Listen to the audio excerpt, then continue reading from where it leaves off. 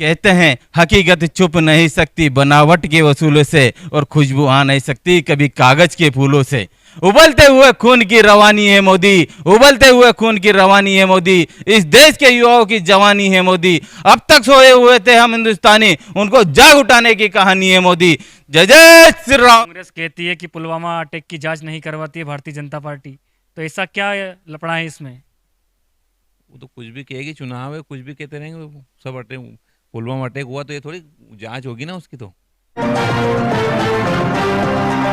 राजगढ़ जिले में बहुत राज किया है, बहुत समय दिया है, तो इन दोनों नेताओं में से कौन बेहतर है? रोडमल नागर जी बेहतर हैं। आपको मैं बता दूं कि कांग्रेसी लोग कहते हैं कि आप मोदी भक्त हो, आप बीजेपी वाले मोदी मोदी क्यों करते हो। तो मैं बता दूं आपको, मोदी मोदी हम इसलिए करते हैं कि मैन्युफैक्चरिंग, मोबाइल मैन्युफैक्चरिंग में हमारा देश दूसरे नंबर पर है। मोबाइल ऑटो सेक्टर में मोबाइल हमारा देश तीसरे नंबर पर है। और आपको मैं बता दूं कि स्वच्छता की हम बात करें और हम चिकित्सा की हम बात करें, तो ये हम बोलते हैं, बहुत लोग बोलते हैं, मैंने देखा है कि हमारे यहाँ इलाज नहीं होता, हमारे यहाँ ये नहीं होता है। तो आदरणीय हमारे प्रधानमंत्री नरेंद्र मोदी जी ने 10 साल में 15 एम्स बनवाए हैं, 15 एम्स। इसके पहले के प्रधानमंत्री सर्वप्रथम जवाहरलाल नेहरू जी बने थे, उन्होंने 16 साल के कार्यकाल में एक एम्स बनवाया था, एक एम्स बनवाया था। तो चलो ठीक है, उस टाइम पे देश में गरीबी थी और अंग्रेजों का गुलाम था। जैसे देश स्वतंत्र हुआ हमारे क्रांतिकारियों की वजह से, भगत सिंह, राजगुरु, सुखदेव आदि कई ऐसे हमारे क्रांतिकारी हुए जो हंसते हंसते फांसी पर झूल गए थे। तो उस टाइम पे हमारे देश में गरीबी आ गई थी, तो हम मान ली जाए कि उनका 16 साल में एक एम्स बनाना ठीक है। उसके बाद में मैं बता दूं, राजीव गांधी ने कितने एम्स बनवाए? जीरो। कितने? जीरो। जीरो। उनके बाद में प्रधानमंत्री मनमोहन सिंह बने हैं, उन्होंने कितने एम्स बनवाए? जीरो। हमारे अटल बिहारी वाजपेयी जब प्रधानमंत्री बने थे तो उनके कार्यकाल में जरूर 6 एम्स बने थे। राजगढ़ में जो मेडिकल कॉलेज बनाया जा रहा है, दोनों ही पार्टियां इसका श्रेय लेती है, तो कौन पार्टी ने इसको बनवाया, किसने सैंक्शन करवाया है? अरे श्रेय कोई भी ले, श्रेय ये जबरदस्ती कांग्रेस कहती है कि हमारे श्रेय। अरे बना किसके राज्य में? भारतीय जनता पार्टी के राज्य में। वो तो मोहनपुरा, कुंडालिया और सुटालिया परियोजना और इसी परियोजना सबकी कहती है, तो कांग्रेस ने किया। अरे कांग्रेस ने क्या किया है भाई? कांग्रेस करती तो हमारे क्षेत्र के जो यहाँ चुनाव लड़ रहे हैं आदरणीय, वो भी 10 साल तक मुख्यमंत्री रहे, तो उस टाइम पे क्यों नहीं बना दिया यार? और कुछ विकास नहीं किया क्या?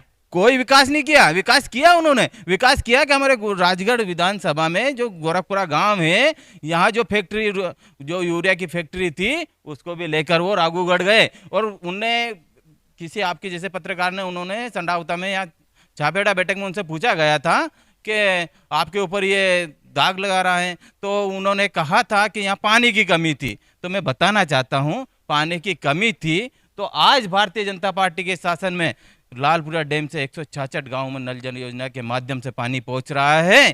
तो आप ये यहाँ पहले डैम बनवाकर यहाँ रासायनिक वो यूरिया की फैक्ट्री क्यों नहीं खोल सकते थे? तो वो क्या राजगढ़ का विकास उनके इलाके में ले गए? सारा का सारा ले गए ना भैया, सारा ले गए, सारा ले गए। जो भी थी वो सब वो लेके चले गए। क्या लगता है इस बार का माहौल? इस बार का माहौल भारतीय जनता पार्टी जीतेगी। नरेंद्र मोदी जी के नेतृत्व में हम चुनाव लड़ रहे हैं, और हर भारतीय जनता पार्टी का हर कार्यकर्ता चुनाव लड़ रहा है।